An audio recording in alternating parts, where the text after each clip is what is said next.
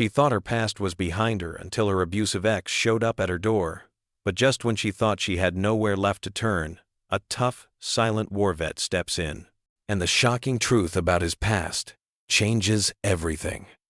Before we get into the story, comment below where in the world you are watching from today.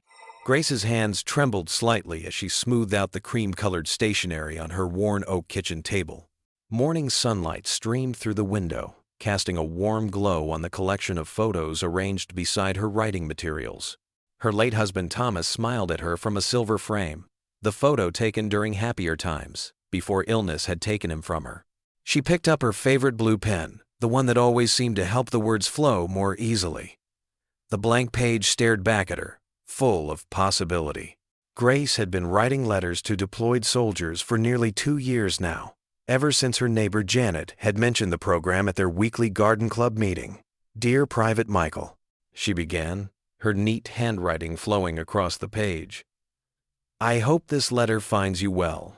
Here in Minnesota, spring is finally showing its face. The daffodils I told you about in my last letter have bloomed, painting my garden in cheerful yellows and whites." She paused, glancing at her garden through the kitchen window. A robin hopped between the flower beds, searching for its morning meal. The sight brought a gentle smile to her face. "Sometimes," she continued writing, "the simplest things can bring the greatest joy. This morning I watched a robin building its nest in the maple tree outside my window.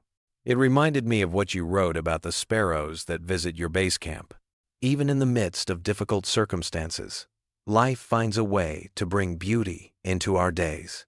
Grace reached for her cup of tea, taking a small sip of the now lukewarm liquid. Her eyes drifted to another photograph, this one of her husband in his own military uniform, taken decades ago during his service in Vietnam. Thomas had always said that letters from home were like lifelines, connecting soldiers to the world they'd left behind. "I want you to know, Michael, that your last letter about missing your sister's wedding touched my heart deeply. While we can't change these circumstances, please remember that your sacrifice means something. You're not just missing these moments, you're protecting them, ensuring that others can celebrate their special days in peace and safety." Her pen moved steadily across the page as she shared stories about her week. The book club meeting, where they discussed a novel about courage and friendship, the community garden project she'd joined, and the funny incident with Mrs. Peterson's escaped cat that had the whole neighborhood searching for hours. "It might seem ordinary," she wrote, "but I believe it's these everyday moments that remind us what we're all fighting for. A community coming together to find a lost pet, neighbors sharing coffee and conversation over garden fences, children playing safely in their front yards. These are the precious pieces of life that your service helps protect." Grace paused again, dabbing at her eyes with a tissue. Writing these letters often stirred up emotions she thought she'd tucked away. The quiet of her kitchen seemed to amplify the sound of her pen scratching against paper as she continued. "I've enclosed a packet of wildflower seeds in this letter. They're from my own garden, the same ones that attract the butterflies I've told you about. I know you mentioned the barrenness of your surroundings, and while you might not be able to plant them now, I hope they serve as a reminder that beauty and growth await your return home." Her fingers brushed against the small paper packet of seeds she'd prepared the day before. It was a small gesture, but she hoped it would bring a smile to the young soldier's face, just as his letters brought light to her quiet days. "You asked in your last letter how I stay positive despite life's challenges. The truth is, reaching out to others, like writing these letters to you, helps me as much as I hope it helps you. After losing Thomas, I felt adrift in a world that seemed too big and too empty. But connecting with others, sharing our stories and hopes, reminds me that we're all part of something larger than ourselves." Grace looked up at Thomas's photo again, remembering how he used to sit at this very table, writing letters to their children when they first left for college. He had taught her the value of written words, how they could bridge distances and heal hearts. "Every letter I write is a reminder that while we may feel alone sometimes, we're all connected by the threads of our shared humanity. Your courage, your dedication, and your willingness to serve inspire me to be braver in my own life." As she neared the end of her letter, Grace carefully folded the small packet of seeds into the pages, I look forward to hearing from you when you can write. Until then, know that you're in my thoughts and prayers. May these seeds remind you that hope blooms in the most unexpected places." She signed her name with a flourish, adding a small heart beside it, something she'd started doing in all her letters, a tiny symbol of the care and attention she poured into each one. With practiced movements, she folded the letter and slid it into an envelope, making sure the seed packet was secure. After writing the address and affixing a stamp, she held the envelope for a moment, saying a silent prayer for the young soldier who would receive it. Rising from her chair, Grace walked to the window, letter in hand. The morning sun had risen higher now, casting longer shadows across her garden. She watched as the robin returned to its nest, carrying a small twig in its beak. The sight stirred something in her heart, a reminder that life was a continuous cycle of building, nurturing, and growing. These letters had become more than just a way to support deployed soldiers. They were her connection to the world beyond her quiet home, a purpose that filled the void left by Thomas's passing. Each envelope carried not just words and seeds, but pieces of her heart, hope, and healing. Looking down at the sealed envelope in her hands, Grace felt a familiar warmth spread through her chest. In reaching out to others, she had found her own path forward, one letter at a time. The simple act of sharing her thoughts, her garden, and her life with someone far away had become the solace she never expected to find. Ben wiped the sweat from his forehead with the back of his hand, leaving a streak of grease across his weathered skin. The familiar scent of motor oil and metal filled the air of his small mechanic shop. His calloused hands worked steadily on the old Ford truck's engine, the methodical work providing the kind of peace he'd learned to appreciate over the years. The radio played softly in the background, mostly static, with fragments of country music breaking through. Ben didn't mind the interference. The white noise helped drown out the thoughts that sometimes crept in when things got too quiet. "Almost got you fixed up," he muttered to the truck, tightening a bolt with practiced precision. Working with engines made sense to him. They were logical, predictable. Unlike people, machines told you exactly what was wrong if you knew how to listen. The phone in his pocket buzzed. Ben stepped back from the engine and pulled it out, a rare smile crossing his face when he saw Sophia's name on the screen. He wiped his hands on the red shop rag tucked into his belt before answering. "Hey, kiddo." "Dad. How's work going?" Sophia's cheerful voice filled the shop. "Same as always. Just fixing Mrs. Henderson's truck. How are your classes?" "They're good. Psychology is kicking my butt, but I'm managing." There was a pause. "Have you been sleeping okay?" Ben's jaw tightened slightly. His daughter knew him too well. "I'm fine, Sophia. Don't worry about your old man." "Dad, you know I'm going to worry anyway. That's kind of my thing." Her tone was light, but he could hear the concern underneath. "Just focus on your studies. I've got everything under control here." Ben walked over to his workbench, absently organizing his tools as they talked. "Are you sure? Because I can come home this weekend if—" "No," he said, perhaps too quickly. "No, honey, you stay there. Enjoy college life." "I'm okay, really." The silence on the other end told him Sophia wasn't convinced, but she didn't push it. "Okay, Dad. But promise you'll call if you need anything?" "Promise." Ben's eyes drifted to the small photo of Sophia at her high school graduation that he kept on his workbench. "Love you, kiddo." "Love you too, Dad. Don't work too late." After hanging up, Ben stood there for a moment, the quiet of the shop settling around him again. He glanced at his watch. 5:30 p.m. Usually he'd stay later, lose himself in the work until exhaustion made sleep possible. But something about Sophia's call made him want to call it a day. He cleaned up his tools with military precision, each one returning to its designated spot. The habit was one of many he'd brought back from his service days. Some habits were useful. Others, well, those were the ones that kept him up at night. The sun was setting as Ben locked up the shop, casting long shadows across the gravel parking lot. His old blue pickup truck sat waiting, reliable as ever. The drive home was short, just 15 minutes through their small town, but it gave him time to decompress.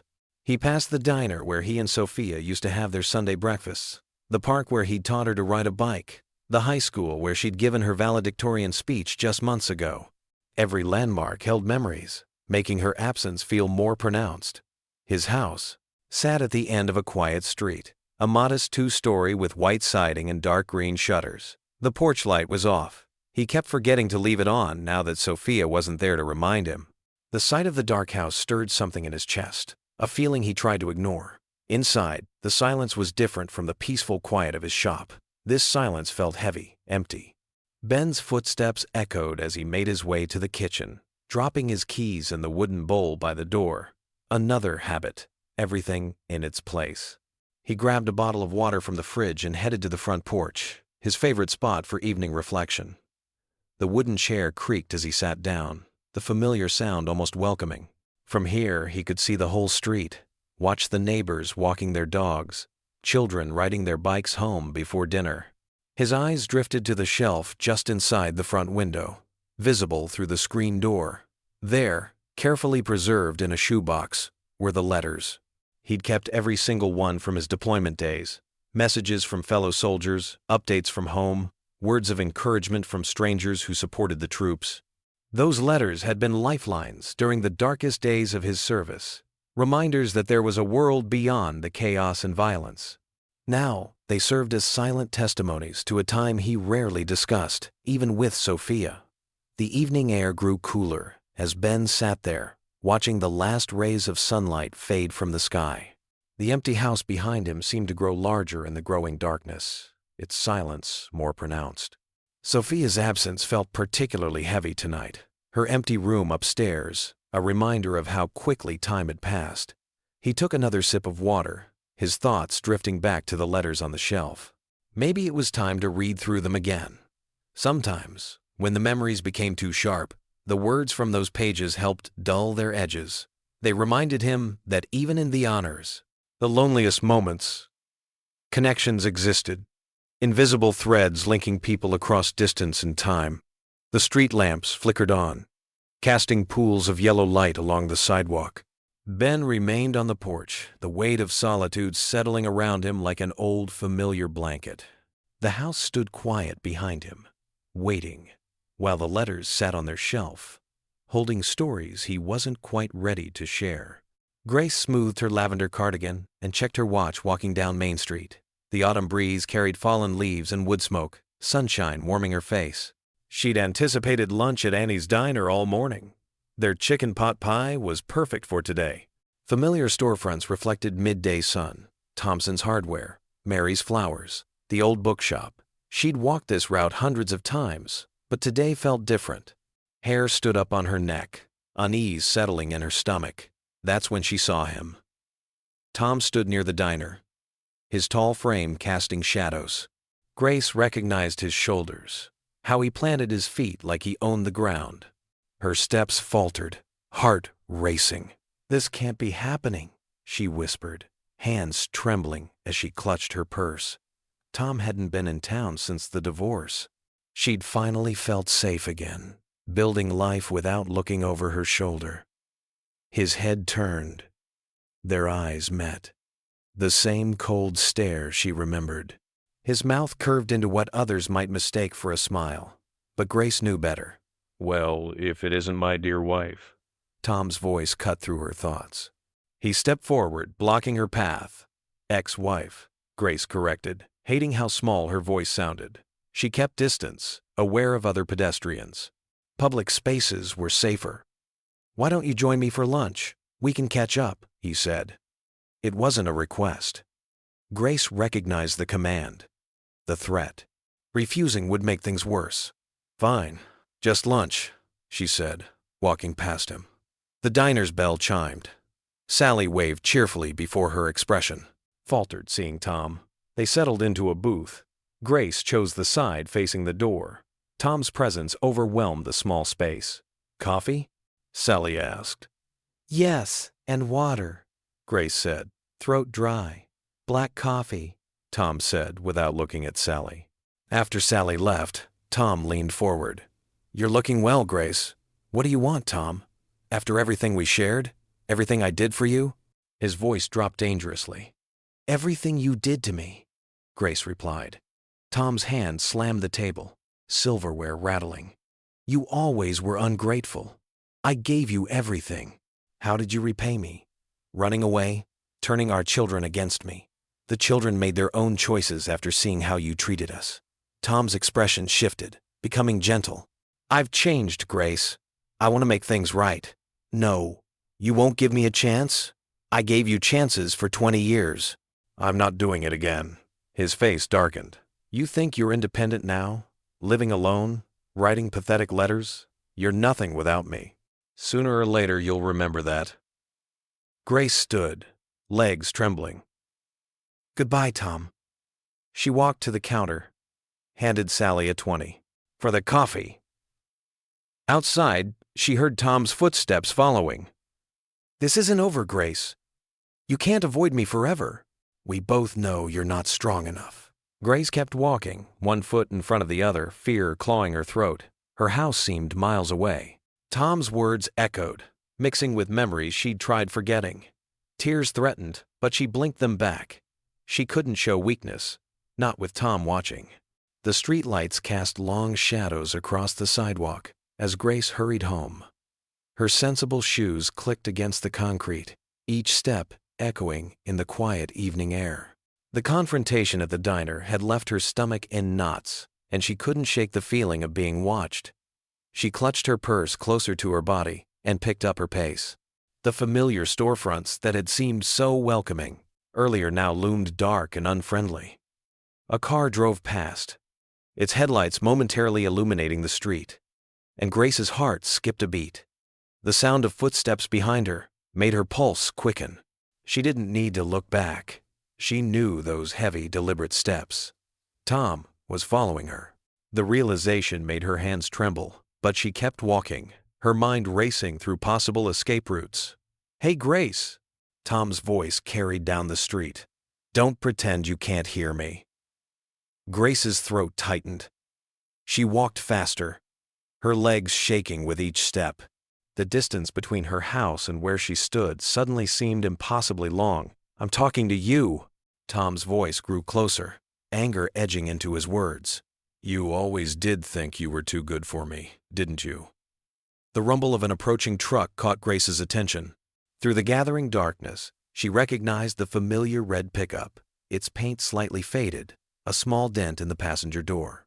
The truck slowed as it approached, and Grace's heart leaped when she saw Ben behind the wheel, his expression changing from casual observation to concerned recognition.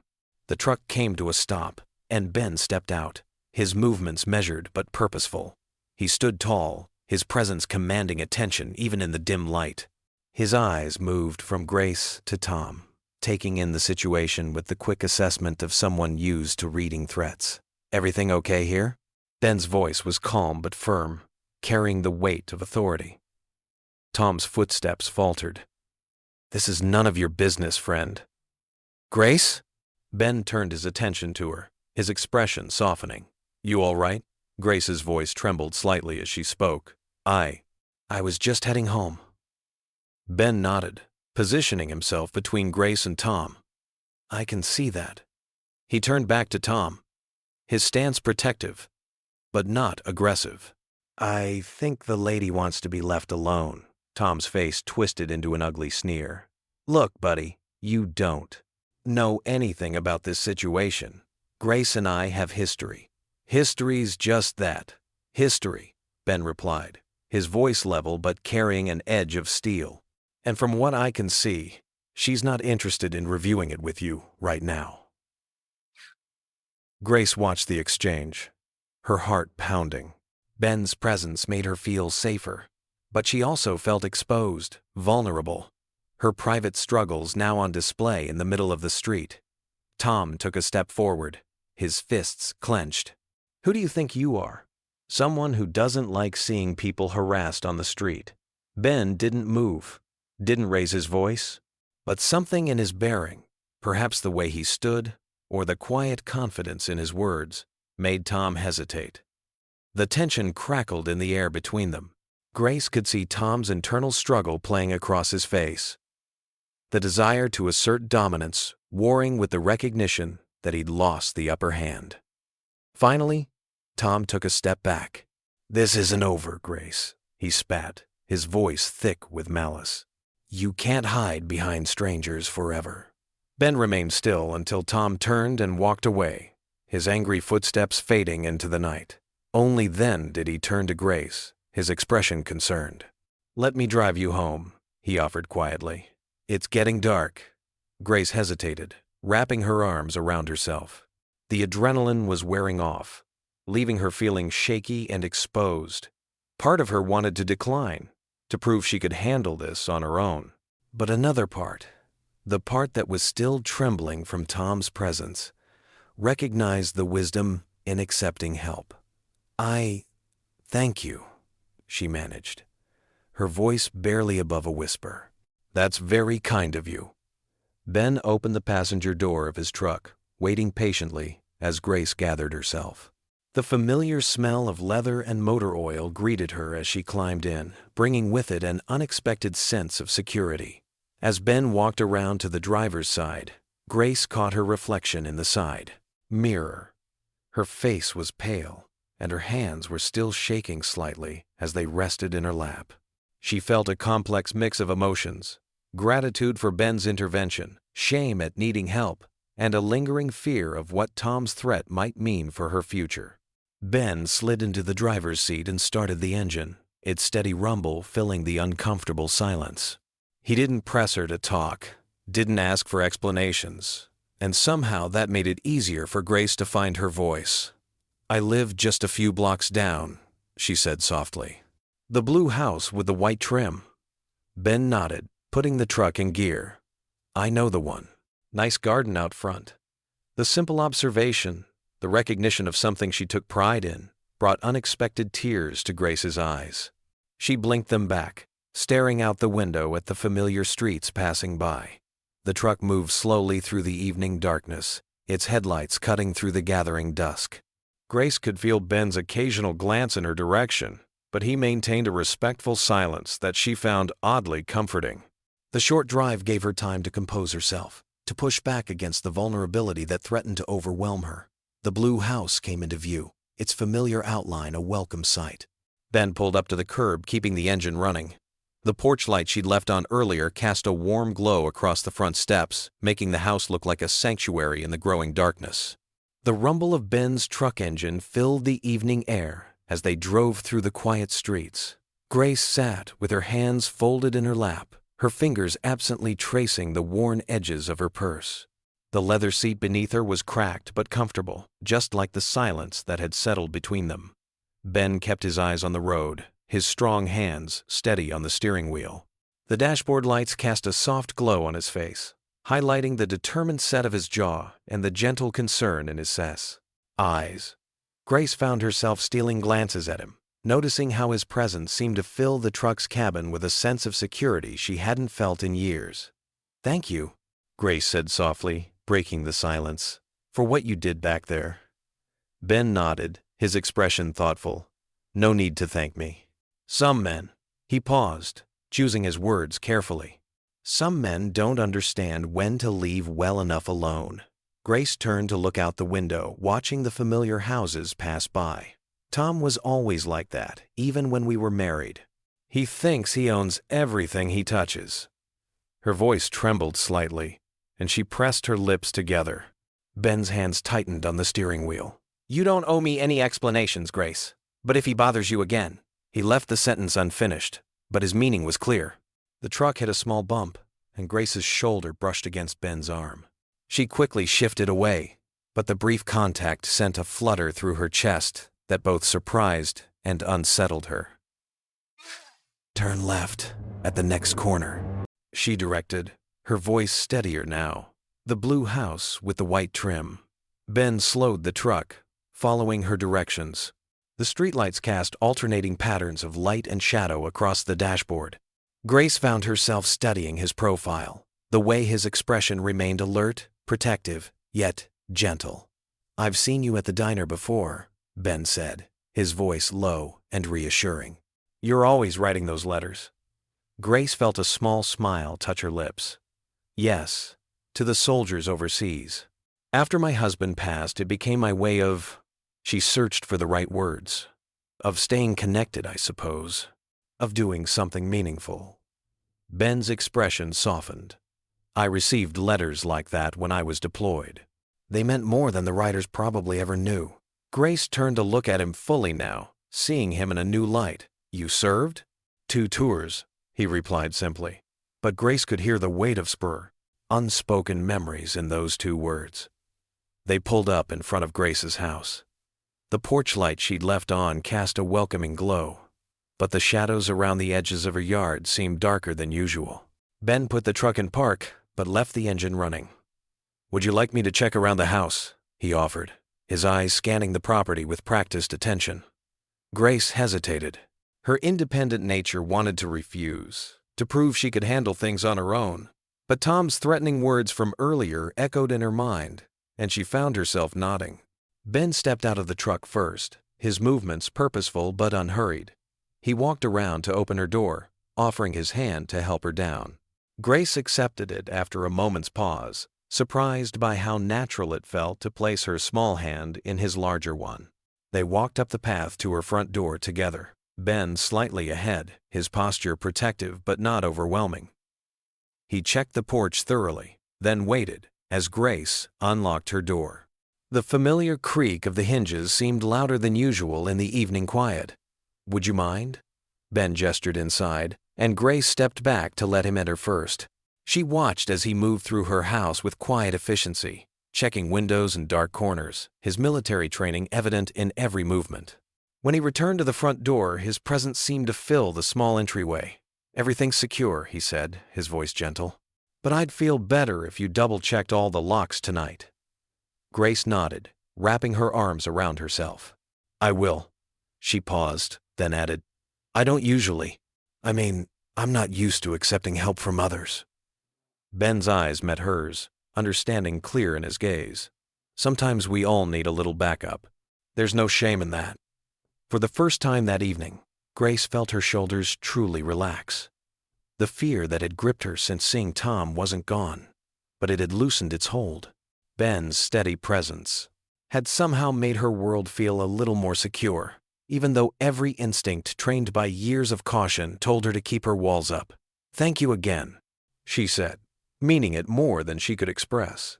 Ben stepped back onto the porch, his silhouette strong against the evening sky. Lock up behind me. And Grace?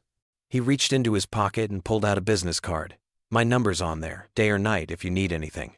Grace took the card, her fingers brushing against his. I appreciate that. She meant it, even though she wasn't sure if she'd ever use it.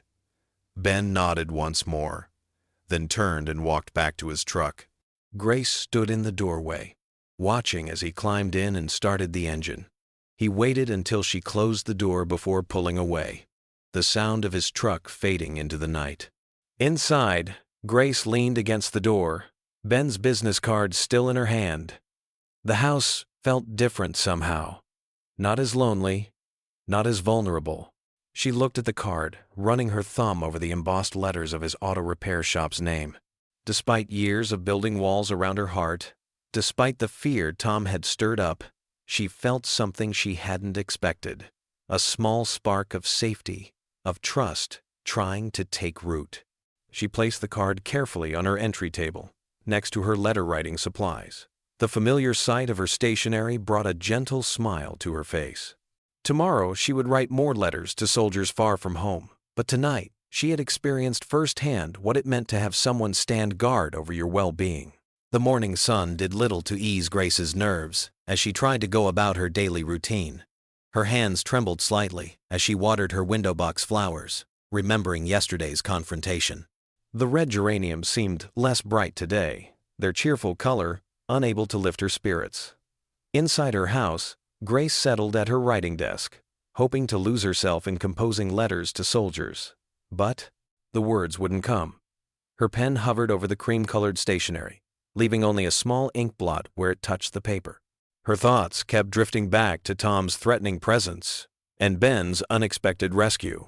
The day crawled by with agonizing slowness.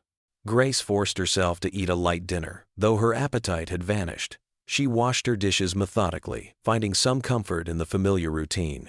The kitchen clock ticked steadily, marking time as darkness crept in through the windows. It was nearly 9 o'clock when the first knock came. Grace froze, her hand clutching the dish towel. Another knock, harder this time, followed by Tom's voice. "Grace, open up! We need to talk!" The words slurred together slightly, making her stomach clench with fear. She backed away from the door, her heart pounding. "Go away, Tom. There's nothing to talk about. Don't be stupid." Tom's voice grew louder. "You can't hide from me forever. Open this door." The handle rattled violently as Tom tried to force his way in. Grace's hands shook as she fumbled for her phone, grateful she'd saved Ben's number yesterday. She pressed the call button, praying he would answer. "Hello?" Ben's deep voice came through after 2 rings. "Ben?" Grace whispered, trying to keep her voice steady. "I'm sorry to bother you, but Tom's here. He won't leave." And a loud thud against the door made her jump. "Grace, open this door right now," Tom shouted, his fist pounding against the wood. "I'm on my way," Ben said firmly. "Just stay inside and keep the doors locked. I'll be there in 5 minutes." Grace paced in her living room, jumping at every bang and shout from outside. Tom's threats grew more menacing with each passing minute. She could smell alcohol on his breath even through the door. "You think that mechanic can protect you?" Tom sneered. "He doesn't know you like I do. He doesn't know what you're really like." Grace wrapped her arms around herself, trying to stop, shaking. The old grandfather clock in the corner seemed to tick in time with her racing heart. Each second felt like an eternity as she waited for Ben to arrive. The sound of tires on gravel announced Ben's arrival. Through the window, Grace saw his truck pull up, its headlights cutting through the darkness.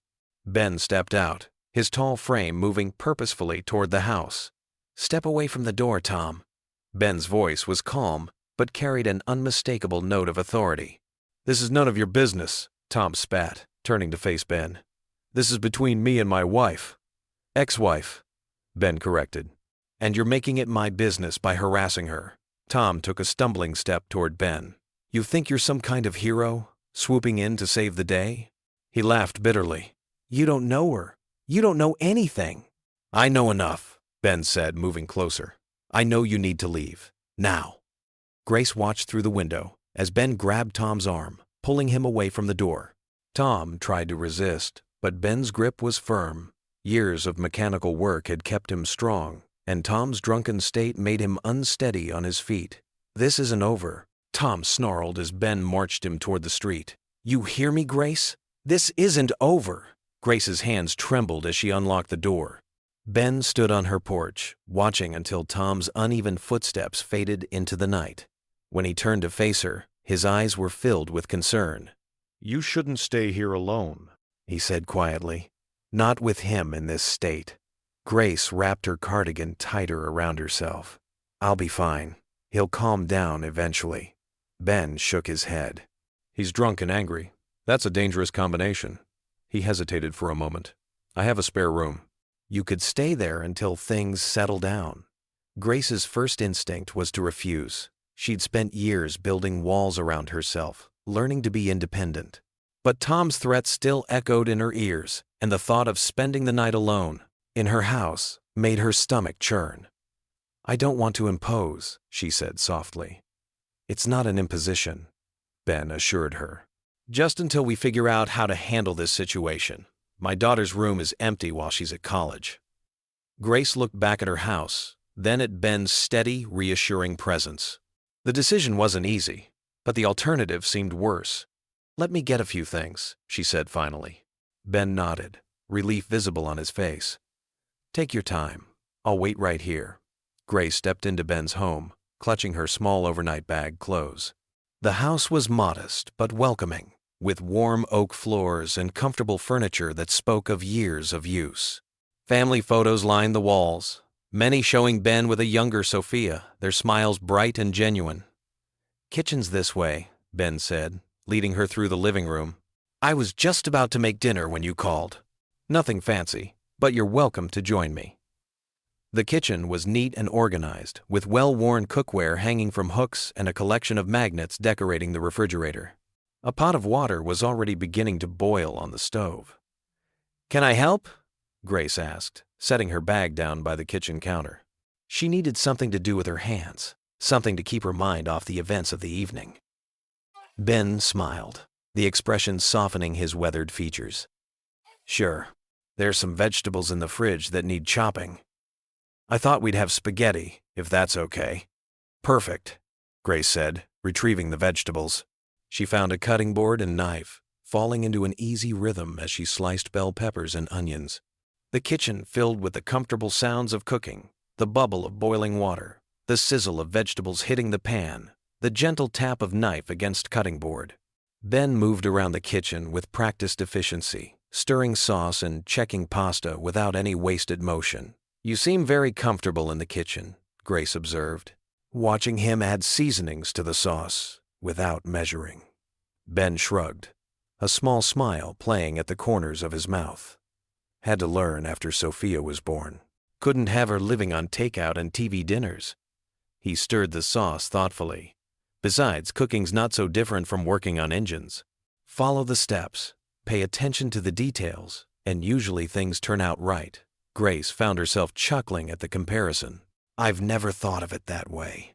They worked together in comfortable silence, moving around each other in the kitchen as if they'd done this dozens of times before. Grace noticed how Ben seemed completely at ease. His movements relaxed despite the tension of their earlier confrontation with Tom. When the meal was ready, Ben set 2 plates on the small kitchen table. The overhead light cast a warm glow over the simple dinner, making it feel cozy rather than cramped. "This is wonderful," Grace said after her first bite. The sauce was rich with herbs and garlic. The pasta cooked perfectly. "Old family recipe," Ben replied, his voice warm. "My mother taught me before I enlisted. Said every soldier should know how to cook at least one decent meal." Grace watched as he twisted pasta around his fork, struck by how different he was from Tom. Where Tom had been loud and demanding, Ben was quiet and steady. Where Tom had tried to control every situation, Ben seemed content to let things unfold naturally. "Thank you," she said suddenly. "Not just for dinner, but for everything. For helping with Tom, for offering me a place to stay." "You didn't have to do any of it." Ben looked up from his plate, his eyes serious. "Yes, I did. No one should have to face that kind of situation alone." He paused, considering his words. "I've seen enough darkness in the world to know how important it is to help when you can." They finished their meal, talking about lighter things. Sophia's college experiences, Grace's letter writing, Ben's work at the garage. It felt normal, almost domestic, and Grace found herself relaxing despite the circumstances that had brought her here. After dinner, Ben showed her to the guest room, Sophia's room. It was neat but lived in, with college pennants on the walls and family photos on the dresser. A handmade quilt covered the bed, its patterns complex and beautiful. "Bathrooms across the hall," Ben said, standing in the doorway. "I'm down at the end if you need anything. Don't hesitate to wake me." Grace nodded, setting her bag on a chair. "Thank you, Ben." "Really?" He gave her a gentle smile. "Get some rest. We'll figure things out in the morning."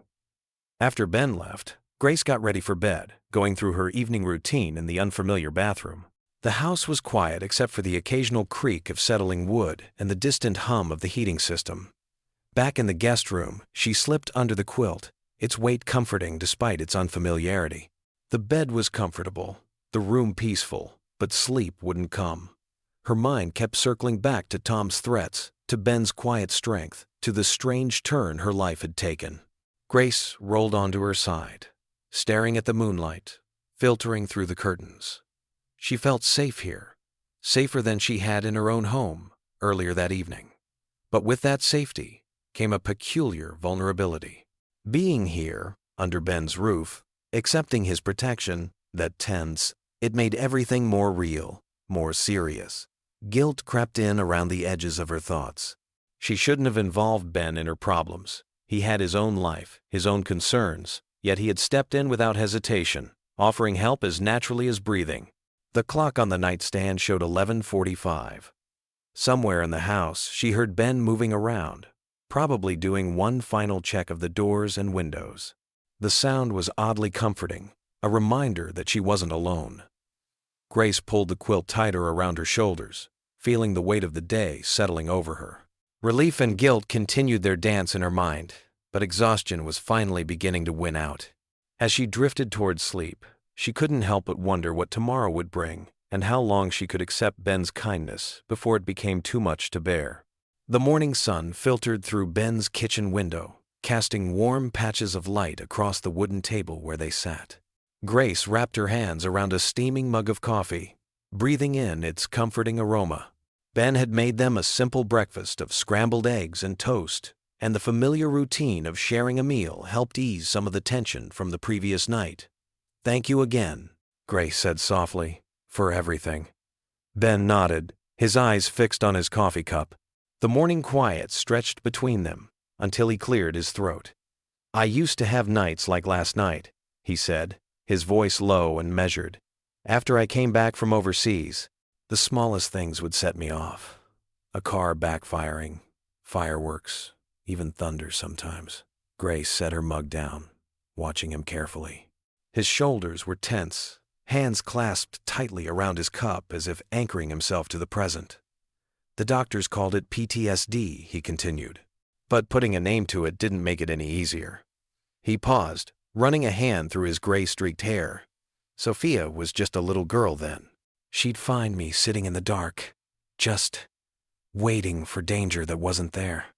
That must have been so hard," Grace said gently, "especially as a single parent."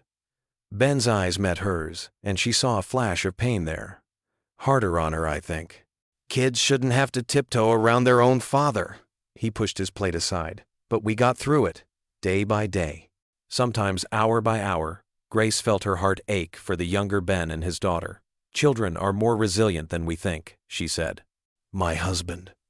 She paused, surprised by her own willingness to share. "After John passed, I worried so much about our kids, but they helped me more than they knew, just by being there, needing me to keep going." Ben leaned back in his chair, his posture softening. "How long ago did you lose him?" 15 years next month." Grace traced the rim of her coffee mug. "Heart attack. It was so sudden. One minute we were planting our garden for spring, and the next." She swallowed hard. "The hardest part was learning to be alone again, to make decisions without having someone to bounce ideas off of." "I get that," Ben said. "After Sarah, my wife, left, it took me years to stop turning to tell her something funny Sophia did, or asking her opinion about dinner." He gave a small, sad smile. "The mind plays tricks on you." Grace nodded, understanding completely. "John used to leave little notes for me everywhere. In my coat pockets, between the pages of my books. For months after he died, I kept finding them. Each one felt like a gift and a punch to the gut at the same time." "Is that why you started writing to soldiers?" Ben asked quietly. Grace looked up, surprised. "How did you know about that?" "Small town," he said with a slight shrug. "Plus, I recognized your name from some of the letters the guys in my unit received. They meant a lot to us out there." A warm blush colored Grace's cheeks. "It helped me feel connected to something bigger than my grief. And honestly, it helped me more than it probably helped them. Having someone to write to share my thoughts with. It gave me purpose when I needed it most." Ben's expression softened. "We all need that sometimes. A reason to keep moving forward." They sat in comfortable silence for a moment, the morning sun growing stronger. Grace felt something shift between them, as if sharing their past hurts had created a bridge of understanding. "After John died," Grace said, her voice barely above a whisper, "I thought I'd never feel safe again. Then Tom came along, and for a while, I thought he was my second chance." She rapped, her arms around herself. "I was so wrong about that." Ben's jaw tightened at the mention of Tom, but his voice remained gentle. "You couldn't have known. People like that, they're good at hiding who they really are at first. The worst part was how he made me doubt myself, Grace admitted. Every decision, every thought, every feeling, he'd question it all until I started questioning myself. That's what they do, Ben said, his voice carrying the weight of experience. Break you down piece by piece until you can't trust your own judgment anymore. Grace looked at him, really looked at him, and saw the understanding in his eyes. This man who had faced his own battles, who still carried his own scars, somehow made her feel safer than she had in years. Sometimes I wonder, she said, if I'll ever stop being afraid. Ben reached across the table, not quite touching her hand, but close enough that she could feel the warmth of his presence. The fear doesn't go away completely, he said, but it gets smaller, more manageable, and eventually, you learn to trust yourself again. Grace felt tears prick at her eyes, but they weren't tears of sadness. Something else was building in her chest, something that felt like hope. I think I need some fresh air, she said, standing up. Would you mind if I took a walk around your yard? Of course not, Ben replied. Take all the time you need. Grace stepped out onto Ben's front porch, breathing in the crisp morning air. The sky was a brilliant blue, and birds were singing in the old maple tree that shaded the yard. She walked slowly down the steps, each step feeling lighter than the last. For the first time in years, she felt sane, truly sane, not as a victim or a burden, but as someone who had survived, someone who understood. The weight of her fears was still there, but it felt different somehow, as if sharing it with Ben had made it more bearable. A gentle breeze rustled through the leaves, and Grace closed her eyes, letting the morning sun warm her face. The world suddenly seemed fuller, richer with possibility. A small spark of hope flickered in her heart, tentative and fragile, but undeniably there. Ben's truck rumbled down the quiet residential street toward Grace's house. His hands gripped the steering wheel tightly, his jaw set in a firm line. Grace could feel the tension radiating from him, even though he tried to hide it behind his usual calm demeanor. You don't have to do this, Ben said softly, breaking the silence. You can stay at my place longer. We can send someone else to get your things. Grace shook her head, her silver hair catching the morning light. I need to do this myself, Ben. I can't let him control my life like this. Her voice was steady, but her hands fidgeted with the hem of her cardigan. Ben pulled up in front of her modest white house, with its neat flower beds and wind chimes tinkling in the breeze. Everything looked exactly as she'd left it, peaceful and ordinary. But somehow, it felt different now. At least let me come in with you, Ben said, already opening his door. It wasn't really a question. Grace nodded, grateful for his presence, even though she wished she didn't need it. They walked up the stone path to her front door together, Ben's footsteps heavy and purposeful beside her lighter ones. Inside, Grace moved quickly through her familiar rooms, gathering clothes and essentials into a small suitcase. Ben stood near the windows, his military training evident in the way he scanned the street outside. She could see the slight tension in his shoulders, the way his hand occasionally brushed against his hip where a weapon might have once been. I just need to get some things from my bedroom, Grace said, heading down the hallway.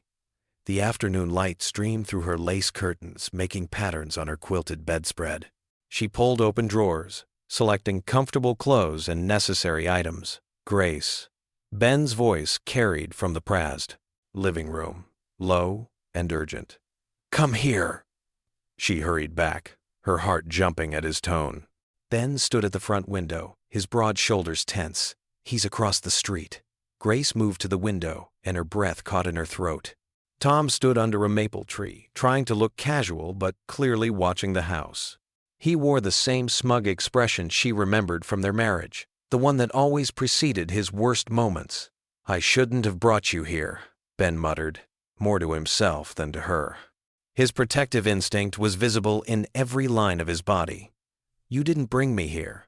I chose to come, Grace reminded him, though her voice shook slightly. She forced herself to turn away from the window and continue packing. I won't let him see me afraid. Ben moved away from the window, but positioned himself where he could still keep an eye on the street. You're one of the bravest people I've ever met, you know that? The simple statement, delivered in his matter-of-fact way, brought unexpected tears to Grace's eyes. She busied herself with gathering her medication from the bathroom cabinet, trying to hide her emotion. "I'm not brave," she said finally, zipping up her toiletry bag. "I'm just tired of being afraid." "That's what bravery is," Ben replied quietly. "Doing what needs to be done, even when you're scared." Grace paused in her packing, struck by his words. She looked at Ben, really looked at him. The way he stood guard in her living room, strong and steady, but with gentle eyes that held their own pain. Something warm unfurled in her chest, a feeling she'd almost forgotten existed. "He's moving," Ben said suddenly, his voice tight. "Getting closer to the house." Grace's hands trembled as she quickly finished packing. Ben moved to help her, gathering the last few items she pointed out. His movements were efficient and careful, but she could see the growing concern in his eyes. "Time to go," he said firmly, taking her suitcase in one hand and placing his other hand gently on her lower back. The touch was protective rather than possessive, and Grace found herself leaning slightly into his steady presence. They stepped out onto the porch, and Grace could see Tom now, barely 50 feet away.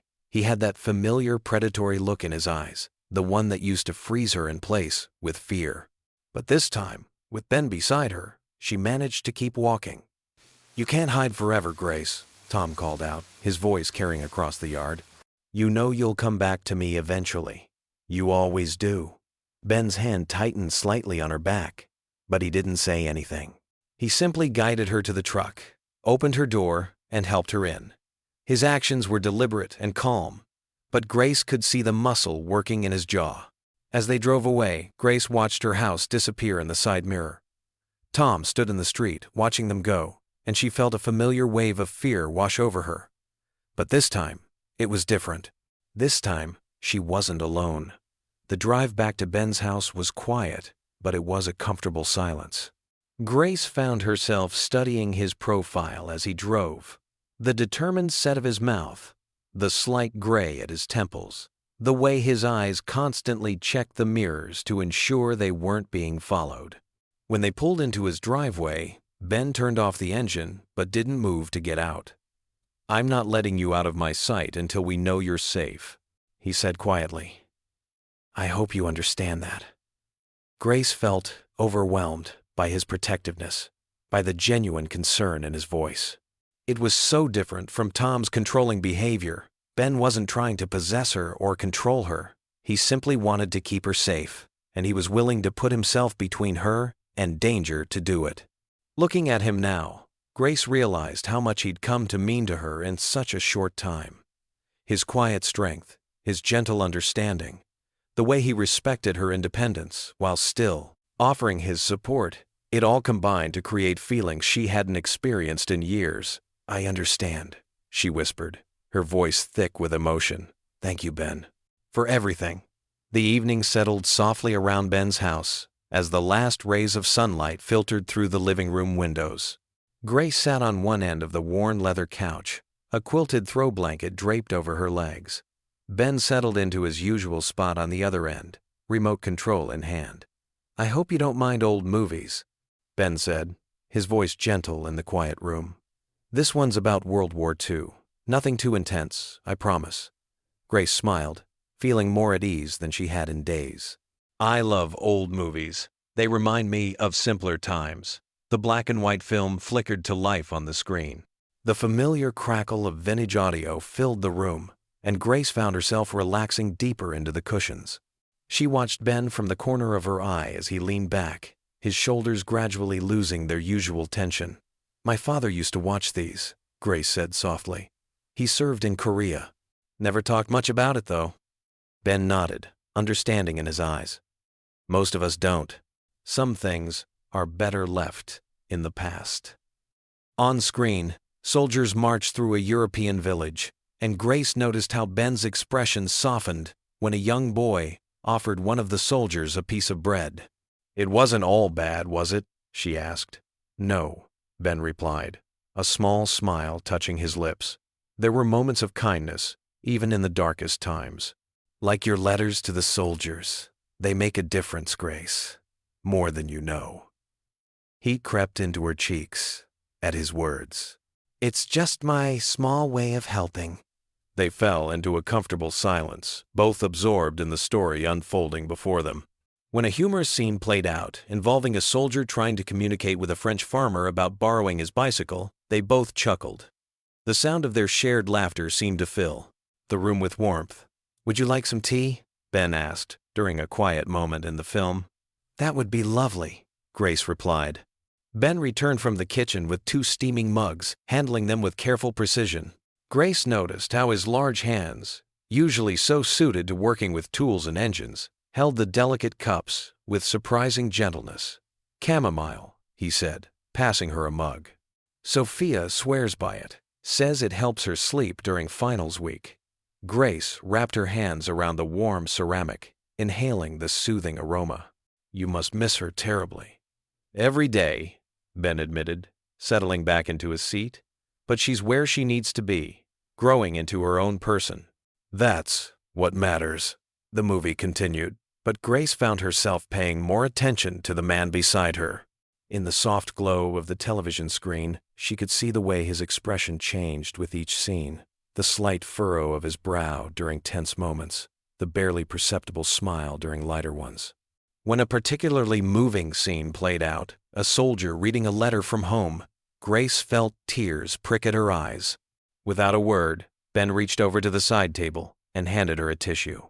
"Thank you," she whispered, dabbing at her eyes. "Not just for the tissue, but for everything. For being here. For helping me feel safe." Ben's eyes met hers, full of understanding. "Everyone deserves to feel safe, Grace." As the movie progressed, Grace noticed she'd gradually shifted closer to the middle of the couch. Ben remained in his spot, a steady, reassuring presence. The space between them felt comfortable now, not charged with anxiety as it had been just days ago. They shared occasional comments about the film, their voices soft in the darkened room. When a character made a particularly bold decision, Grace shook her head. "I could never be that brave." "You already are," Ben said quietly. "Standing up to Tom, that takes courage." Grace's hands tightened around her empty mug.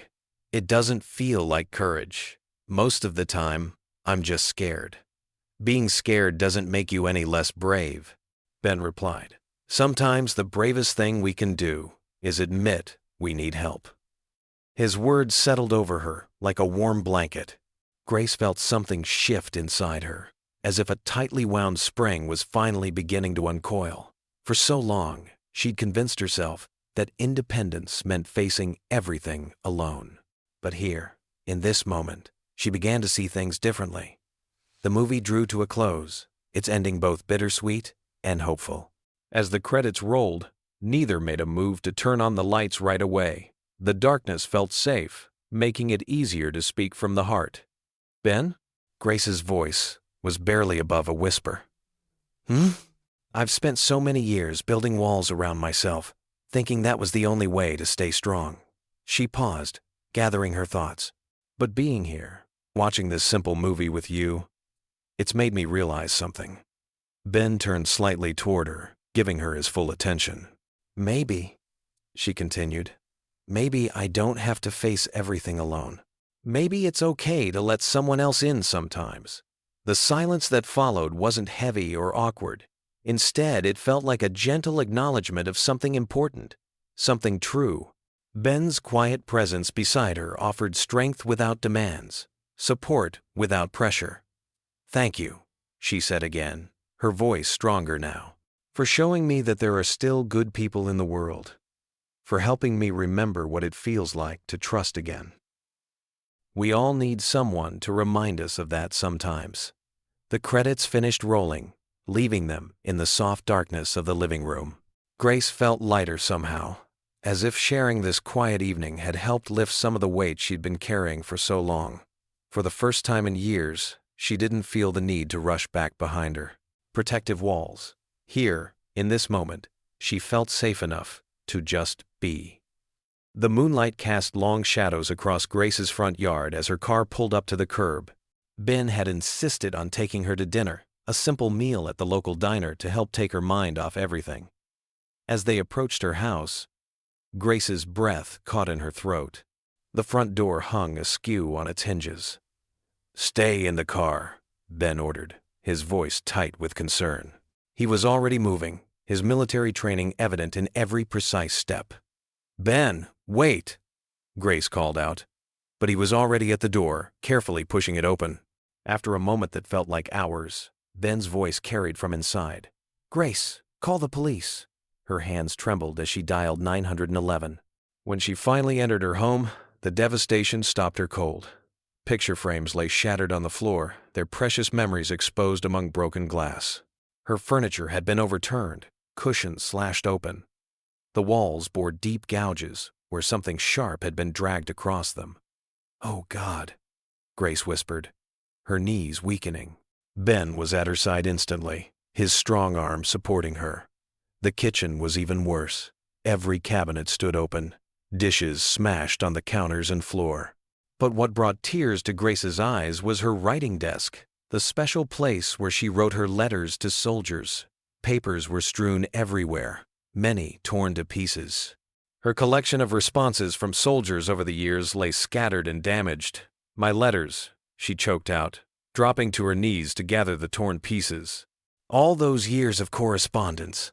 Ben knelt beside her, his jaw clenched tight. "We need to document everything for the police. Don't touch anything else." Grace wrapped her arms around herself, shaking. "This is all my fault. I should have known he'd do something like this." "None of this is your fault," Ben said firmly. His hand rested on her shoulder, warm and steady. "This is all Tom. He's showing his true colors now." Red and blue lights flickered through the windows as police cars pulled up outside. 2 officers entered, their faces grim as they surveyed the damage. They took photos and notes, asked questions about Tom, and collected evidence where they could find it. "You should file for a restraining order," one officer suggested, flipping through his notepad. This level of vandalism, combined with his previous threatening behavior, would make a strong case. Grace shook her head. "No, please. Filing charges will only make him angrier. I just want him to leave me alone." Ben stepped forward, his expression determined. "Grace, we need to report this. He's escalating." Next time?" Grace's voice cracked. I can't think about a next time." After the police left, Ben insisted on checking every room, making sure Tom wasn't still hiding somewhere. Grace followed him numbly, cataloging the destruction. Her bedroom had been ransacked, drawers emptied onto the floor, her clothes torn and scattered. Even her mattress had been slashed open. "You can't stay here tonight," Ben said, his tone leaving no room for argument. "We'll come back tomorrow and start cleaning up. But right now, we need to get you somewhere safe." Grace stood in the middle of her violated home, surrounded by the wreckage of her life. "I thought I was done being afraid of him," she whispered. "I thought I was stronger now." Ben turned to her, his eyes intense. "You are strong, stronger than you know. But being strong doesn't mean facing this alone." "I've put you in the middle of this mess," Grace said, wiping at her eyes. "It's not fair to you." "Life isn't fair," Ben replied, his voice gentle. "But we get to choose how we handle the unfair parts. And I'm choosing to stand with you." They gathered what Grace would need for the night, clothing that hadn't been damaged, toiletries, and the few intact photos she could find. As they walked to Ben's truck, Grace looked back at her house, a home she'd made for herself after years of struggle. Now it felt tainted, marked by Tom's rage and hatred. The drive to Ben's house was quiet, both lost in their thoughts. When they arrived, Ben made her tea while she sat at his kitchen table, still processing the night's events. "I'll sleep on the couch," Ben said, setting the steaming mug in front of her. "You take my room. It's more comfortable than the guest room." Grace wrapped her hands around the warm mug. "I can't take your bed, Ben. You've done too much already." "Grace." He sat down across from her, his eyes meeting hers. "You need real rest tonight. Please let me do this for you." She nodded, too exhausted to argue further. The tea was sweet and hot, and it helped calm her nerves slightly. But every time she closed her eyes, she saw the destruction of her home, felt the violation of her safe space. That night, lying in Ben's bed, surrounded by his clean masculine scent, Grace finally let herself cry. She cried for the young woman she'd been, who'd thought Tom's possessiveness meant love. She cried for the years she'd spent walking on eggshells, trying to avoid his anger. And she cried for her present self, who'd thought she was finally free of his shadow. Morning came too soon, sunlight streaming through unfamiliar windows. Grace found Ben in the kitchen, making coffee. He looked like he hadn't slept much either. "I've been thinking," he said, handing her a cup. "Tom's not going to stop on his own. What he did last night, that's not just anger. That's dangerous obsession." Grace stared into her coffee, seeing the truth in his words. The systematic destruction of her home wasn't just about damaging property. It was about showing her that nowhere was safe from him. "I know," she said quietly. I think I've been fooling myself, hoping he'd just go away if I ignored him. But that's not who he is. It's never been who he is." Ben leaned against the counter, his presence solid and reassuring. "I want you to know something. As long as you need it, you have a safe place here." "And I'm not backing down from this fight." Grace looked up at him, seeing the determination in his face. There was something else there, too. Something that made her heart beat a little faster despite everything. "I'm scared," she admitted. "Not just of Tom, but of accepting help, of depending on someone else." "I know," Ben said softly. "But you're not alone anymore, Grace. Whatever comes next, we'll face it together." The autumn breeze rustled through Miller Park as Grace sat beside Ben watching children play. Their laughter reminded her of simpler times. "Sometimes I forget what normal feels like," Grace said softly, following a mother pushing her daughter on swings. After Tom left, then, when John passed, she twisted her gold wedding band. Ben shifted beside her. After deployment, everything felt wrong. Like watching life through a window instead of living it. "Does it ever get easier?" "Some days are better," Ben admitted, picking up a red maple leaf. "Sophia helped give me purpose. But trusting people, again, that's been hardest." Grace watched teenagers pass, full of hope. "I used to write letters to soldiers, thinking I was helping them find hope. Really, I was trying to find it myself. Now I'm afraid to hope it feels like tempting fate." Ben studied the leaf's veins. "My commanding officer said, 'Hope isn't weakness, soldier. It's ammunition.' Took years to understand. He meant hoping for something better keeps us fighting. Without hope, we've already lost." A dog chased a tennis ball past them. Grace chuckled, and Ben joined in. "John and I came here every Sunday after church," Grace said. "I haven't done that in years." "Maybe it's time for new memories," Ben suggested, offering his hand. "Walk around the lake?" Grace hesitated, then took his hand. They walked slowly among fall colors, shoulders occasionally brushing. "Sophia called last night," Ben said. "She's doing well, wants to come home for Thanksgiving. That must make you happy." "It does. Though I worry I've been too protective after her mother left. You were keeping her safe. Any parent would understand." At the observation deck, ducks glided past, creating ripples. "What do you hope for?" Ben asked. Grace gripped the railing. "Peace. To not jump at every shadow. To feel like myself again." "You're stronger than you think," Ben said with certainty. "I've seen it. Sometimes strength isn't enough." "No, but you're not alone anymore." They passed other couples. Joggers. Dog walkers' normality, both foreign and comforting. "I used to think being alone was safer," Grace admitted. "I told myself the same thing after losing friends overseas. Seemed easier keeping everyone at arm's length." He kicked a stone. "But that's not really living. Starting over is terrifying. Everything worth doing usually is." The late afternoon sun painted everything golden. Grace felt lighter. "Thank you," she said suddenly. "For what?" "For reminding me. Hope isn't foolish." Their hands brushed as they walked, and neither pulled away. The simple contact sent warmth through Grace's chest. For the first time in years, she imagined a future not defined by fear. Grace found herself walking slower, wanting to hold on to this moment. In their touching fingers, she felt something she thought lost forever hope. Fragile, but persistent. Like spring's first bloom after winter. The moon cast shadows across Grace's room. She lay awake, listening to the bedside clock. Sleep elusive, with worries crowding her mind. A noise outside made her sit up. Through the window, she saw a dark figure stumbling near the flower beds. Her heart stopped Tom's silhouette in the moonlight. Grace. His voice carried through the night. Slurred and angry. Get out here!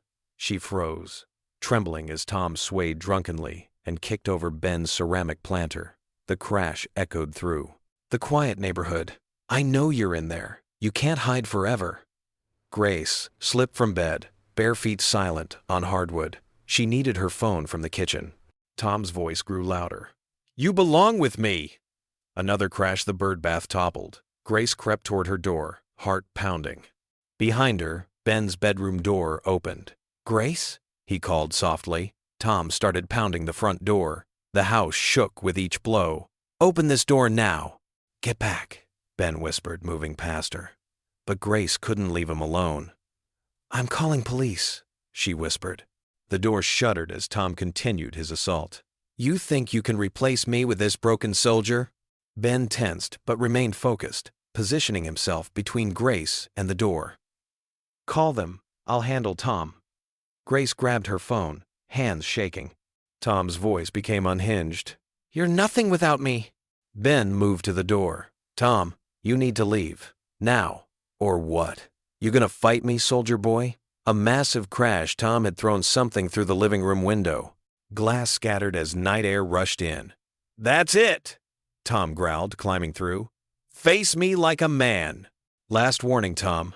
Back off. But Tom lunged through the broken window, alcohol rolling off him in waves. You think you can protect her? Tom sneered. She's mine. Grace backed away, clutching her phone. Ben stood firm. She doesn't belong to anyone. Tom laughed uglily. I'm taking back what's mine. He lunged forward, but Ben blocked his path. Tom stumbled, catching himself on the wall. Don't make this worse, Ben warned. Tom reached into his jacket. Grace's blood ran cold, seeing metal glint. Ben stepped forward, grabbed Tom's wrist, and twisted. The knife clattered down as Tom howled. You broke my wrist! Your wrist isn't broken, Ben said calmly, kicking the knife away. But you're done. Police sirens wailed closer. Tom's eyes darted wildly. This isn't over, he snarled at Grace. Officers burst through the brand. Door, weapons drawn. Hands up! As they handcuffed Tom, he kept staring at Grace. You'll regret this. They led Tom away, his threats fading. Grace stood trembling as Ben turned to her with concern. Are you all right? She nodded, watching the police car's flashing lights disappear into darkness. The red and blue lights of police cars painted dancing shadows on the walls of Ben's living room. Grace sat on the couch, her hands wrapped around a warm mug of tea that Ben had insisted she drink. Her fingers trembled slightly, causing ripples in the amber liquid. Ma'am, could you please walk us through what happened tonight? The female officer's voice was gentle but professional as she held her notepad ready. Grace took a deep breath, feeling Ben's steady presence beside her on the couch. I was in bed when I heard him shouting from the yard. Tom, my ex-husband. He was drunk and demanding I come outside. The officer nodded, writing carefully. And what happened next? I froze at first, Grace admitted, her voice barely above a whisper. But then he started throwing things at my window. That's when Ben heard the commotion. Ben shifted slightly beside her, his quiet strength helping her continue. Tom had picked up one of the garden rocks. He was threatening to break in if I didn't come out to talk to him. The second officer, standing near the fireplace, turned toward Ben. And that's when you intervened, sir? Yes. Ben's voice was steady but tight with controlled anger. I heard the commotion and found him in the yard. He was clearly intoxicated and becoming increasingly aggressive. Grace watched as Ben described the confrontation, how Tom had lunged at him, how Ben had managed to subdue him without throwing a single punch, holding him down until the police arrived. The pride she felt in Ben's restraint brought unexpected tears to her eyes. "You did everything right," the female officer assured them both. "We have Mr. Thompson in custody, and given his previous record and tonight's events, he'll be facing serious charges." Grace nodded, relief washing over her in waves. She felt Ben's hand rest gently on her shoulder, and she leaned into his touch, drawing comfort from his presence.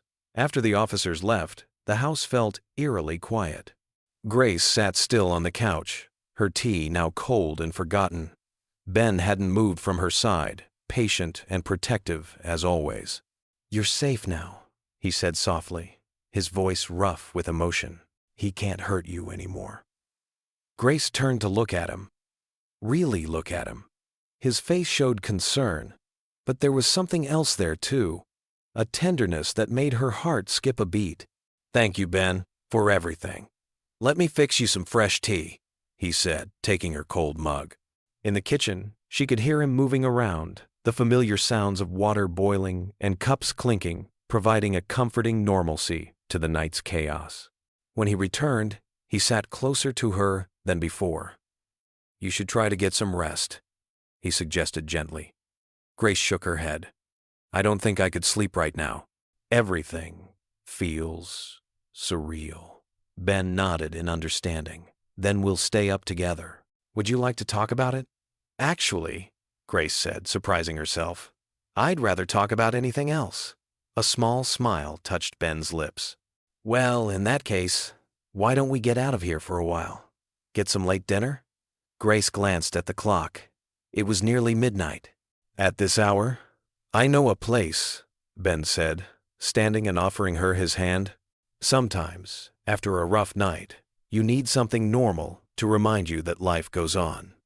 20 minutes later, they were sitting in a small 24-hour diner on the outskirts of town. The fluorescent lights cast a warm glow over the worn red vinyl booths, and the smell of coffee and grilled onions filled the air. It was nearly empty, except for a tired-looking trucker at the counter and a young couple in the corner booth. Grace ordered a grilled cheese sandwich and a chocolate shake, while Ben got coffee and apple pie. The familiar comfort food and the diner's peaceful atmosphere began to work their magic, helping her shoulders relax for the first time since Tom's appearance. "I used to come here a lot," Ben said, stirring his coffee. "After coming home from deployment, something about this place, it helped ground me when everything else felt chaotic." Grace watched him, noticing how the diner's light softened his features. Did it help, coming here? It did, still does. He met her eyes. Sometimes you need a reminder that there's still good in the world. Simple things, like hot coffee and apple pie at midnight. Grace felt warmth spread through her chest. That had nothing to do with her hot sandwich. She studied Ben's face, seeing beyond the strong, protective exterior to the gentle soul beneath.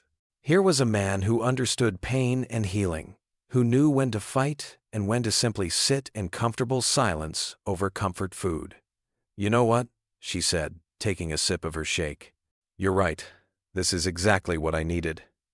They ate in comfortable silence for a while, the quiet broken only by the soft clink of silverware and the distant sound of cars passing on the highway. Grace found herself watching Ben's hands as he carefully cut his pie into small, neat bites. Those same hands that had protected her earlier now handled his fork with surprising gentleness. "Ben?" she said softly. He looked up, his eyes questioning. "Thank you for knowing exactly what I needed tonight. For being here. For this." She gestured at the diner around them. "For everything." Ben's expression softened. "You don't need to thank me, Grace. I'm just glad you're safe." In that moment, sitting across from him in the quiet diner, Grace felt something shift inside her. The fear and anxiety from earlier began to fade, replaced by a growing warmth and certainty. Ben's presence in her life had become more than just protection. It had become a comfort, a source of strength, and something else she wasn't quite ready to name yet. She reached across the table and squeezed his hand briefly. His fingers curled around hers, warm and reassuring. Before letting go, they didn't need words to understand what had passed between them. Sometimes, Grace realized, the most important things were said in silence, over grilled cheese sandwiches and apple pie at midnight. The morning sun streamed through Ben's kitchen windows, casting warm patches of light across the wooden table where Grace sat, her fingers tracing the rim of her coffee mug. The events of last night felt like a distant nightmare, but the reality of Tom's arrest had finally settled in. She was free. Ben stood at the counter, fixing himself a second cup of coffee. His movements were careful, deliberate, as if he was trying not to startle her. "How are you feeling?" he asked softly. Grace managed a small smile. "Better. Lighter. Somehow." She paused, watching him take the seat across from her. "Thank you, Ben, for everything." His eyes met hers, filled with warmth and understanding. "You don't need to thank me, Grace." "But I do," she insisted, her voice growing stronger. "You've been here for me when you didn't have to be. You opened your home to me, protected me." She took a deep breath, gathering her courage. "You made me feel safe again." Ben's hand moved across the table, settling near hers but not quite touching. "I couldn't stand by and watch him hurt you." Grace felt tears welling up in her eyes. "I've been so afraid for so long, not just of Tom, but of everything. Of letting anyone close again." Her fingers inched toward his. "But you changed that." "Grace." Ben's voice was rough with emotion. "I know it's complicated," she continued, her heart pounding. "We both have our scars, our fears. But being here with you, getting to know you." She met his gaze directly. "I've developed feelings for you, Ben, and that terrifies me almost as much as it makes me happy." Ben's hand finally covered hers, his touch gentle but sure. "I understand fear, Grace. After coming back from war, after losing my wife, I thought I'd never." He cleared his throat. "I thought I'd never feel this way about anyone again." Grace's breath caught in her throat. "This way? You snuck up on me," he admitted with a small smile. "With your quiet strength, your kindness, the way you write those letters to soldiers, giving them hope when you were struggling yourself." His thumb traced small circles on her hand. "I tried to keep my distance, to just be there as a friend, but—" "But?" Grace whispered, hardly daring to breathe. "But I fell for you anyway." The words came out quietly, but with unmistakable certainty. Grace felt tears spill onto her cheeks. "I'm not sure I know how to do this anymore," she confessed. "Being with someone, trusting someone. What if I mess it up?" Ben's other hand came up to gently wipe away her tears. "We take it one day at a time. No pressure, no rush. We've both lived enough to know that nothing's guaranteed, but—" He squeezed her hand. "I think what we have is worth the risk." Grace nodded slowly, a warmth spreading through her chest. "It is. You are." She took a shaky breath. "I spent so many years running from love, convinced it would only hurt me again. But being with you, it feels different. Safe."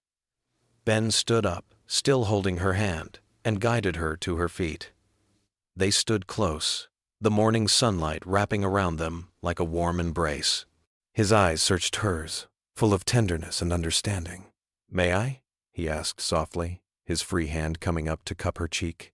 Grace's heart fluttered as she nodded. Ben leaned in slowly, giving her time to pull away if she wanted to. But she didn't want to. Instead, she tilted her face up to meet his. When their lips met, it was gentle, almost reverent. Ben's kiss was as tender as his touch, carrying all the care and protection he'd shown her these past weeks. Grace felt tears spring to her eyes again, but this time from joy. His arms wrapped around her waist, holding her close but not too tight, always mindful of her need to feel free. The kiss was brief but full of promise. When they pulled apart, Grace stayed in the circle of his arms, overwhelmed by the tenderness of the moment. She rested her head against his chest, listening to his steady heartbeat, and for the first time in years, she felt completely, utterly at peace.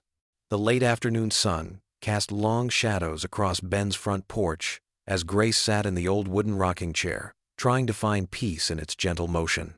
The past few days had been relatively quiet since Tom's arrest, but something didn't feel right. Her mother's intuition was screaming at her. Her phone buzzed. Grace's heart stopped when she saw her daughter's name on the screen. With trembling fingers, she answered, "Sarah? Is everything okay?" "Mom," her daughter's voice shook. "I just got a really scary message from Tom. He said he knows where I live, and that if you don't talk to him, he'll. Sarah's voice cracked. Grace's world tilted sideways. The rocking chair creaked to a halt as her body went rigid. "What exactly did he say, sweetheart?" Inside the house, Ben was working on some paperwork at his kitchen table. Through the window, he noticed Grace's sudden stillness and the way her shoulders tensed. Something was wrong. "He said he'd make me regret taking your side," Sarah continued, her voice barely above a whisper. "Mom, I'm scared. I know he's out on bail, but I didn't think he'd." "Listen to me carefully," Grace interrupted, her voice steady despite the fear coursing through her veins. "Are you at home right now?" "Yes, I'm in my apartment. Lock all your doors and windows. Don't open them for anyone." Grace was already on her feet, heading inside. Ben met her at the door, concern etched on his face. "I'm going to call the police, and then Ben and I are coming over." Ben's expression hardened as Grace quickly explained the situation. Without hesitation, he grabbed his truck keys. "I'll drive," he said firmly. "You call the police." They were in Ben's truck within minutes, the engine roaring to life. Grace's hand shook as she dialed 911, reporting Tom's threat and violation of the restraining order. Ben's jaw was set in a hard line as he navigated the streets, his knuckles white on the steering wheel. "I should have known he wouldn't stop," Grace said, her voice thick with guilt. "I should have seen this coming. This isn't your fault." Ben's voice was gentle but firm. "Tom's the one choosing to do this. We're going to keep Sarah safe." As they drove, Grace stayed on the phone with Sarah, making sure she remained calm and secure in her apartment. Ben's presence beside her was like an anchor, steady and strong. They arrived at Sarah's apartment complex in record time, finding 2 police cars already parked outside. Ben scanned the parking lot as they got out of the truck, his military training evident in his alert posture and watchful eyes. They hurried up to Sarah's 3rd-floor apartment, where 2 officers were already speaking with her.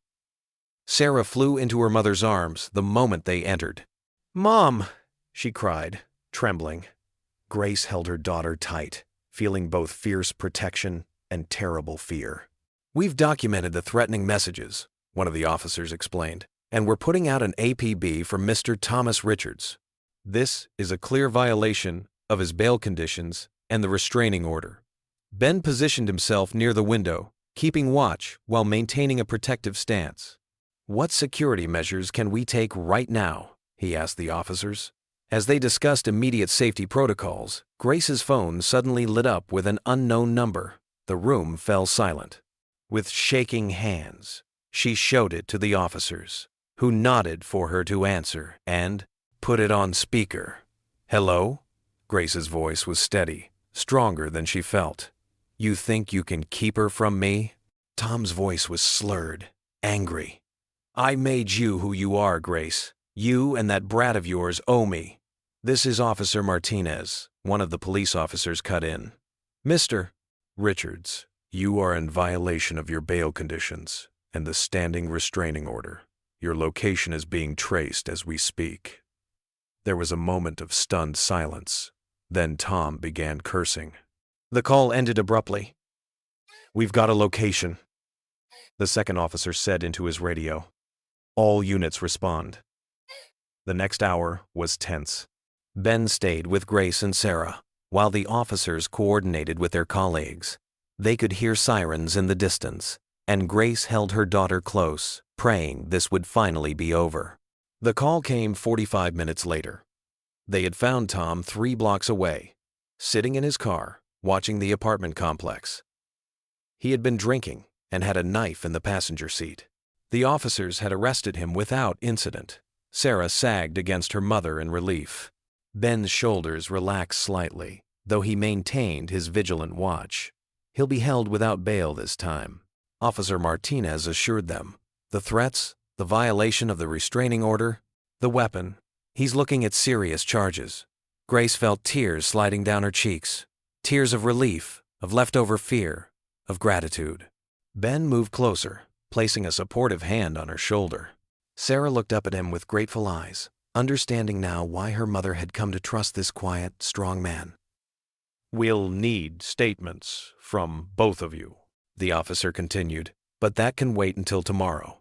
For tonight, I suggest staying somewhere safe." "You're both coming home with me," Ben said firmly. No room for argument in his voice. "Sophia will be happy to see you, Sarah." "She's been wanting to meet you." Grace nodded, too emotionally exhausted to protest. As they helped Sarah pack an overnight bag, she watched Ben checking the locks one final time, making sure the officers had all the information they needed. His quiet strength had become such a vital part of her life, and now he was protecting not just her, but her daughter too. The sun had fully set by the time they left Sarah's apartment. A police cruiser would remain parked outside overnight, making sure no one tried to enter. As they drove back to Ben's house, Grace felt the iron bands of fear around her chest finally begin to loosen. Tom was in custody. Her daughter was safe. And beside her sat a man who had shown her what real protection, real care looked like. For the first time in years, Grace felt truly free. The morning light filtered through the kitchen windows as Grace stirred honey into her tea, watching the golden swirls dance in the ceramic mug. Ben stood at the counter, making breakfast, something he'd been doing every morning since moving in temporarily after Tom's arrest. The familiar sizzle of bacon and the warm aroma of coffee filled the space between them. "You know," Ben said, flipping a pancake with practiced ease, "I never thought I'd enjoy cooking breakfast for someone again." His voice was soft, carrying a hint of wonder that made Grace's heart flutter. Grace smiled, wrapping her hands around the warm mug. "And I never thought I'd enjoy having someone cook for me." She paused, watching his strong hands move confidently around the kitchen. "It's nice, isn't it? Having someone to share mornings with?" Ben turned, his eyes meeting hers with a warmth that made her feel safer than any locked door ever could. "More than nice." He placed a plate of perfectly golden pancakes in front of her. "I've been thinking." Grace raised an eyebrow, taking a small bite. "That sounds serious." "Maybe it is." Ben sat down across from her, his own plate untouched. "I know this arrangement was supposed to be temporary, but—" He ran a hand through his salt and pepper hair, a gesture Grace had come to recognize as a sign of nervousness. "But," she prompted gently, "but I don't want it to be temporary." His words came out in a rush. "I want to be here, Grace. Not just because of Tom, or because we're both scared of being alone. I want to be here because it feels right." Grace felt tears prick at the corners of her eyes. She reached across the table, taking his weathered hand in hers. "It does feel right, doesn't it?" Ben squeezed her hand, his thumb tracing gentle circles on her skin. "I've spent so many years building walls, trying to protect myself and Sophia. But with you, those walls just disappeared." "I know exactly what you mean," Grace said, thinking about her own carefully constructed defenses. "It's like finally being able to breathe after holding your breath for so long." They finished breakfast talking about practical things, where Ben's tools would fit in the garage, which dresser drawers he could use, how they'd reorganize the closet space. Simple, everyday decisions that felt momentous in their normality.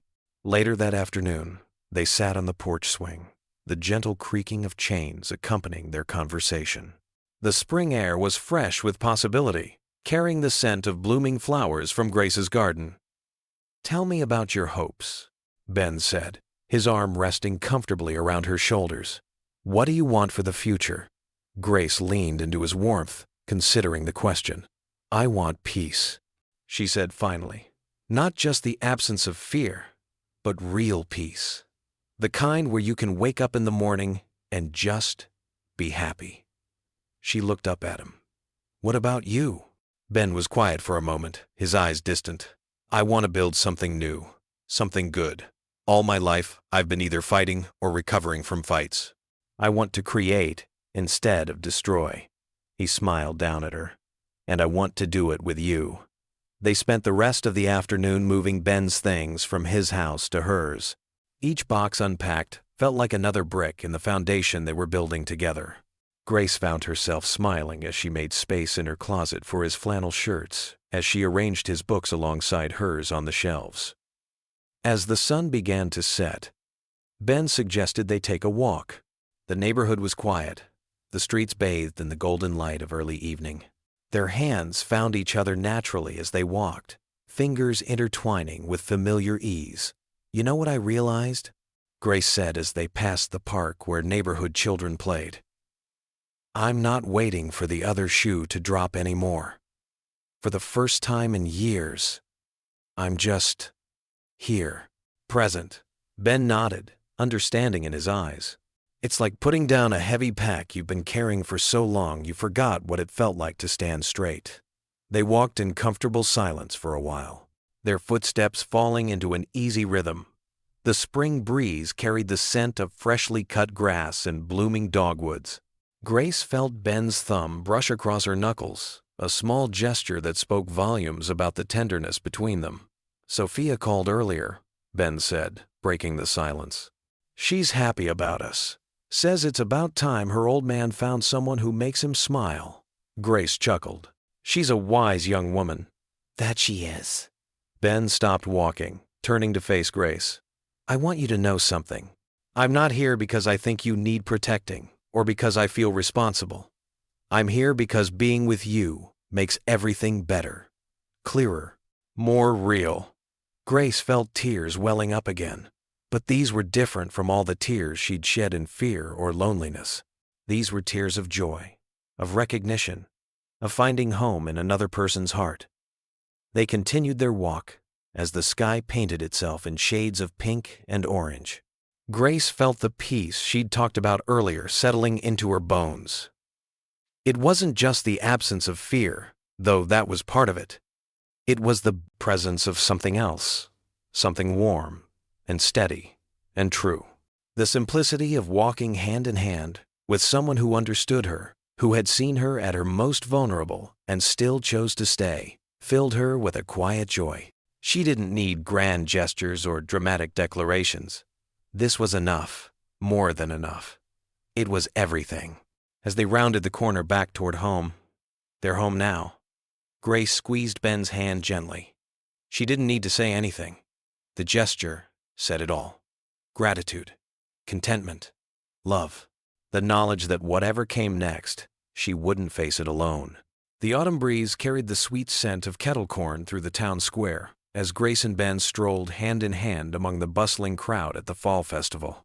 Colorful leaves danced around their feet, and the late afternoon sun cast a warm glow over the cheerful scene. Street vendors lined the sidewalks, their booths filled with handmade crafts, local honey, and fresh-baked goods. "Look at those quilts," Grace said, pointing to a display of intricate patterns in rich autumn colors. "They remind me of the ones my grandmother used to make." Ben squeezed her hand gently. "Want to take a closer look?" They made their way to the booth, where an elderly woman sat working on her latest creation. Grace ran her fingers over the soft fabric, admiring the precise stitching.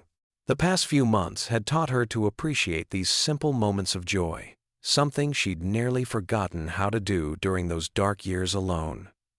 "You two make such a lovely couple," the quilter said, smiling warmly at them. Grace felt her cheeks flush with pleasure as Ben's arm slipped around her waist. She'd stopped flinching at his touch weeks ago, learning to trust the gentleness in his strong hands. Those same hands that had protected her now brought her comfort and security. They wandered through the festival, stopping occasionally to sample local treats or admire craftwork. The sound of live music drifted from the gazebo in the center of the square, where a local band played familiar tunes. Couples swayed to the melody, and children danced freely on the grass. "Remember our first real conversation?" Ben asked, as they passed the diner where they'd shared countless meals since then. "You were so nervous about letting me drive you home." Grace nodded, thinking back to those early days. "I was scared of everything back then. Scared of Tom, scared of trusting anyone, scared of hoping for something better. And now?" Ben's voice was soft, patient, Now I'm not afraid anymore. Grace paused near a maple tree, its leaves a brilliant orange against the blue sky. You gave me the strength to face my fears, Ben, to believe in myself again. They stopped at a food truck, and Ben bought them both hot apple cider. The warm cups felt good in their hands as they found a bench near the town fountain. Children tossed pennies into the water, making wishes as their parents watched nearby. Sophia called this morning, Ben mentioned, referring to his daughter. She's coming home next weekend for a visit. Grace smiled, remembering how warmly Ben's daughter had welcomed her into their lives. We should make her favorite lasagna. We? Ben's eyes crinkled at the corners. I seem to remember you saying you were a terrible cook. I'm learning. Grace protested with a laugh. Besides, you're a good teacher. A group of veterans walked past, wearing their service caps proudly. Ben nodded to them in silent acknowledgement, and Grace noticed how much more at ease he was these days. The haunted look that used to cloud his eyes had softened. They were healing together, each day bringing new moments of peace. Want to walk through the art show? Ben gestured toward the row of white tents where local artists displayed their work. As they explored the exhibition, Grace found herself drawn to a painting of a sunrise over mountains. The artist had captured the moment when darkness gives way, to light when shadows retreat before the promise of a new day. It's beautiful, she murmured. Like you, Ben said simply, and Grace felt warmth spread through her chest that had nothing to do with the cider.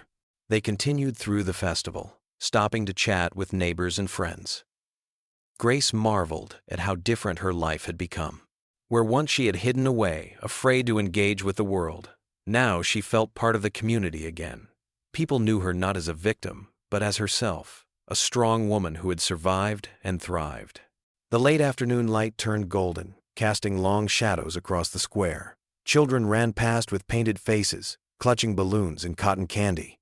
The air was filled with laughter and conversation, the sound of people enjoying life together. I never thought I'd have this again, Grace said softly, watching a young couple push a stroller past them. After my husband died, I thought that part of my life was over. And then when Tom came back, she shuddered slightly at the memory. Ben's arm tightened around her protectively. But you survived. You're stronger than you knew. We both are, Grace replied, looking up at him. His face was so dear to her now, every line and angle familiar and beloved. She saw in his eyes the same peace she felt in her heart, the quiet joy of two people who had found each other when they least expected it. They passed a booth selling flowers, and Ben bought her a small bouquet of autumn wildflowers. The simple gesture brought tears to her eyes, not of sadness but of gratitude. How far she had come from those dark days of fear and isolation. How different life looked now, viewed through the lens of love and security. Music from the gazebo changed to a slow, sweet melody. Ben took her hand, leading her toward the other dancing couples. Grace went willingly, no longer afraid of being seen, of being part of the world. As they swayed together, she rested her head against his chest, feeling his steady heartbeat. All around them, the festival continued, a celebration of community, of life itself. Children laughed, old friends reunited, young lovers held hands. And here she was, part of it all, no longer watching from the shadows but living fully in the light. Looking up at Ben's face, Grace felt overwhelmed by how blessed she was. This man who had started as her protector had become so much more her partner, her best friend, her second chance at love. In his arms she had found not just safety, but joy, not just peace, but purpose. The sun began to set, painting the sky in shades of pink and gold. Festival lights twinkled on, creating a magical atmosphere as day transformed into evening. Grace watched the scene with wonder, remembering how dark her world had seemed just months ago. Now everything was different. She was different. What would you do if you were in their place? Comment your answer below, and let's see how you'd rewrite the ending. If you enjoyed the story of Ben, I handpicked the next story that you will enjoy. Please don't miss this one. Click here to watch it.